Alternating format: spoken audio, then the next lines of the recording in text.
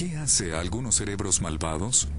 La respuesta podría descansar en los experimentos de avanzada que están desarrollándose en las prisiones de Nuevo México. Los investigadores creen que 1 de cada 20 internos padece de desórdenes de personalidad que pudiera ser psicopatía. Cuando el Dr. Ken Kill lleva a cabo sus estudios, existen abundantes temas potenciales de pruebas. Su objetivo es desarrollar nuevos tratamientos. Para lograr eso, necesita identificar cuáles son los aspectos que diferencian sus cerebros de otros. El objetivo ideal es poder ayudar a reducir el impacto que tiene el desorden mental, no solo sobre el individuo, sino sobre la sociedad.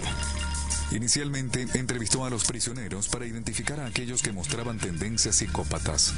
Durante esta entrevista vamos a abordar diferentes aspectos de su vida. Empezaremos con la historia escolar, luego hablaremos de su trayectoria laboral, de su familia, de su actividad criminal, así como de cosas que usted ha hecho y de asuntos similares. Los psicópatas tienen patrones similares de comportamiento. Desde pequeño siempre estuviste en problemas. Siempre. Los psicópatas tienen un estilo de vida impulsivo y nómada. Cambian de domicilio, de relaciones, son sexualmente promiscuos, tienden a involucrarse en problemas.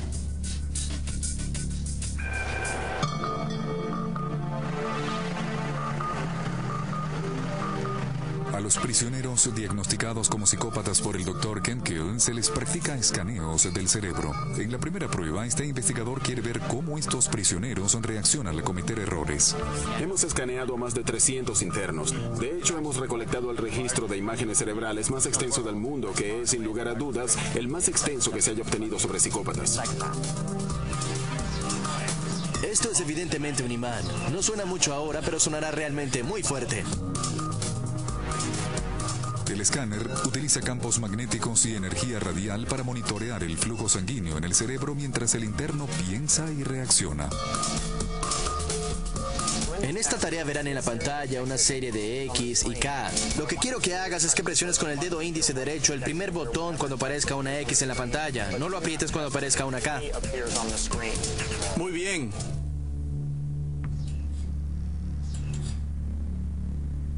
Las dos letras pasan tan rápidamente que el reto es casi imposible superarlo para cualquier persona.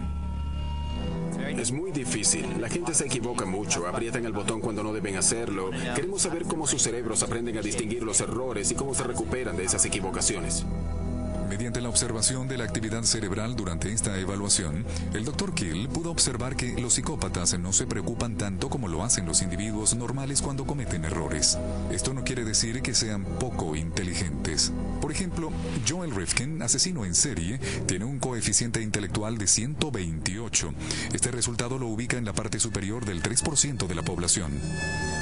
Lo que se convierte verdaderamente en un hallazgo insólito es que están sobre el promedio de inteligencia comparado con el resto de la población reclusa. Sin embargo, son personas irritables, impulsivas, manipuladoras y embaucadoras. Hubo momentos en los que me detuvieron con cadáveres dentro del automóvil y tuve que mentir para buscar la manera de salir de la situación. En realidad estaba buscando un lugar donde lanzar mi pequeño paquete. El policía me preguntó, ¿por qué estás deambulando por este suburbio? Le dije, estoy perdido. ¿Cómo llego a esta calle? No tenía idea a qué calle estaba apuntando, pero tenía un mapa y yo era muy convincente. En la segunda prueba, se les pide a los reclusos de Nuevo México clasificar fotografías según lo que ellos consideran moralmente objetable. Una violación moral es una acción o actitud que se considera incorrecta. Uno debería tomar sus decisiones de acuerdo a su propio sistema de valores morales y no a la que los otros o la sociedad pueda considerar incorrecto. ¿Entiendes lo que digo? Claro. Muy bien. Estamos tratando de entender cómo los reclusos procesan cualquier información que tiene un valor moral. Existen diferentes sistemas cerebrales que deciden si algo viola o no los esquemas morales. Queremos saber si estos sistemas se han desarrollado normalmente o no en los reclusos psicópatas. Esta investigación pionera intenta demostrar lo que los científicos se han preguntado durante años, si los psicópatas tienen alguna limitación en su capacidad de razonamiento. Lo que se observó es que sus lóbulos frontales, una de las recientes áreas cerebrales que apareciera con la evolución, y la amígdala, una de las partes más primitivas del cerebro, no se comunican apropiadamente. Además, en un estudio reciente, el doctor Adrian Rain descubrió que el cerebro de los psicópatas es físicamente diferente. Este científico estaba preparado para mostrar por primera vez que los psicópatas tenían amígdalas reducidas en promedio, eran 17% más pequeña que en la mayoría de la gente. Esta es otra pieza crucial para entender el rompecabezas del por qué los psicópatas no sienten temor al cometer actos criminales. Los psicópatas saben que es incorrecto matar a otra persona, pero ¿por qué lo hacen? Ellos no tienen esa sensación de lo que es moral. No voy a clavarte este cuchillo porque voy a sentir el dolor. Voy a experimentar tu dolor. Habrá empatía. En fin, puedo ponerme en tus zapatos.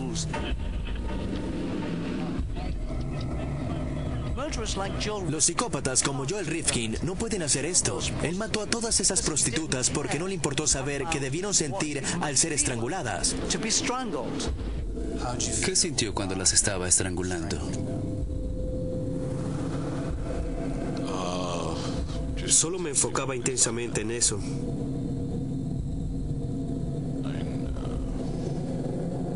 No pensaba en nada más. Rifkin cometió una gran cantidad de crímenes. No cabía duda que tarde o temprano lo atraparían.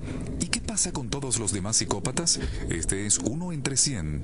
¿Por qué no terminan en prisión? La investigación del Dr. Rain identificó la diferencia en los cerebros de los psicópatas de cuello blanco, esos a los que no les importa nada estafar a la gente quitándole los ahorros de toda la vida. Es cierto, ellos tienen una amígdala de menor tamaño, pero parece que la comunicación entre esta y los lóbulos frontales es normal. Tienen menor capacidad para crear empatía con los demás, pero cuentan con un poder cerebral que les permite ser buenos mentirosos y estafadores. Los psicópatas exitosos mostraban muy buenos desempeños ejecutivos, capacidades para la planificación, facultades para regular y controlar, tienen buena conciencia de sí mismos y reaccionan bien ante el estrés. Sinceramente, es necesario tener estas cualidades ejecutivas para poder timar y manipular exitosamente a los demás. Dado que los científicos ahora están seguros de que los psicópatas tienen daños cerebrales, ¿se impone la interrogante acerca de cuándo surgen estos daños? Creemos firmemente que la sensación del bien y del mal está conectada al cerebro, que determinará si algo es más o menos moral, dependiendo de los antecedentes neurobiológicos y genéticos que se tengan. Es decir, dependerá de nuestros genes y de cómo nuestro cerebro se desarrolló dentro de la matriz, aunque de acuerdo al Dr. Rain, esto solo refleja la mitad de la historia. Por supuesto, no puede descartarse el ambiente. Es el 50% de la ecuación. Es como tener dos lados de una moneda. Son ambas importantes, la genética y el ambiente. Encontrar la ubicación del bien y el mal dentro del cerebro ha sido un reto para los científicos. Sin embargo, hay un misterio aún mayor que espera ser descubierto: la memoria. Gracias a la memoria, el cerebro viaja constantemente en el tiempo, trayendo momentos del pasado al presente. Esta capacidad es fundamental en la existencia del ser humano. La razón por la que tenemos memoria es para tomar mejores decisiones la siguiente vez. Por eso todos nuestros pensamientos y planificación del futuro vienen dados por la memoria. Aunque el funcionamiento de un órgano como el corazón es bien conocido, los científicos todavía están tratando de descifrar dónde se ubica la memoria dentro del cerebro. Hace 80 años se produjo un gran avance. En 1920, un neurocientífico llamado Carl Ashley le enseñó a unas ratas a salir de un laberinto. Luego afectó selectivamente partes de sus cerebros para ver dónde se localizaba el recuerdo de cómo salir del laberinto. Lo que encontró fue que los recuerdos no se circunscriben en un área específica. Es un sistema interconectado y extremadamente complejo.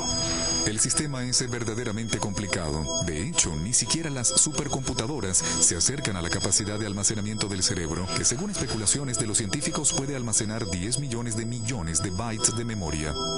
El cerebro es el mecanismo más complicado que existe en el universo. Posee 10.000 millones de células solo en la corteza cerebral, que es la parte más externa. En una minúscula parte de la corteza del tamaño de 1 milímetro cúbico existen más conexiones que estrellas en la Vía Láctea.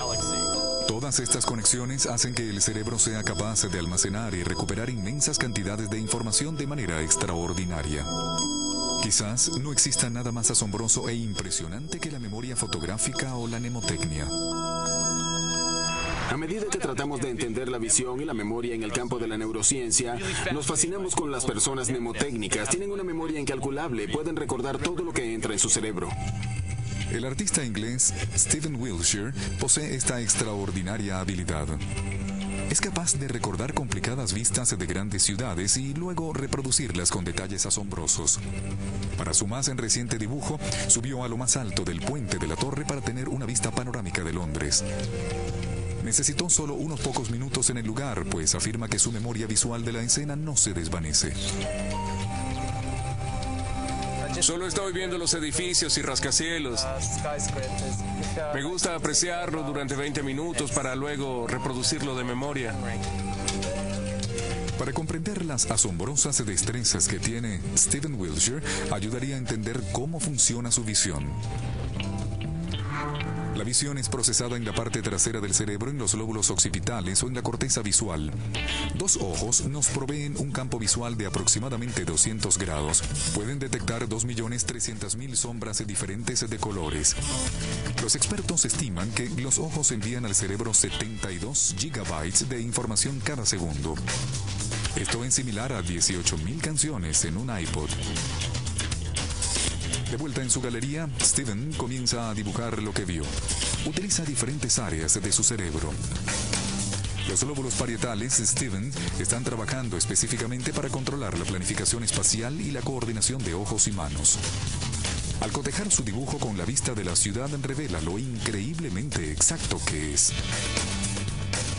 En poco más de una hora reprodujo la ciudad de Londres.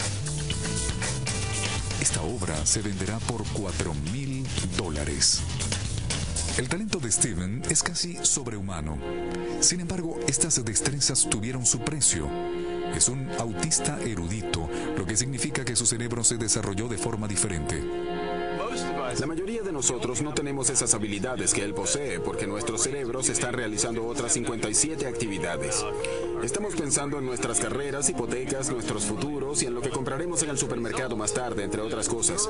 Como consecuencia, el patrimonio neuronal debe repartirse entre varias y diversas tareas. El cerebro de un sabio en especial se consagra a una sola actividad, por ejemplo, resolver el cubo de Rubik o tocar piano. Por eso estas personas tienen deficiencias en otros aspectos de la vida, como su capacidad para socializar. Genios como Leonardo da Vinci, Mozart y Monet gozaban de increíbles memorias. Se especula que ellos también pudieron haber sido autistas. Mientras algunos cerebros pueden recordar prácticamente todo lo que ven, otros cerebros apenas pueden recordar. Por el amor de Dios, utiliza tu inteligencia. Bienvenidos a la vida de Clive Weirin, un hombre que padece la peor amnesia en el mundo. ¿Qué hacíamos antes de sentarnos en este banco? No recuerdo.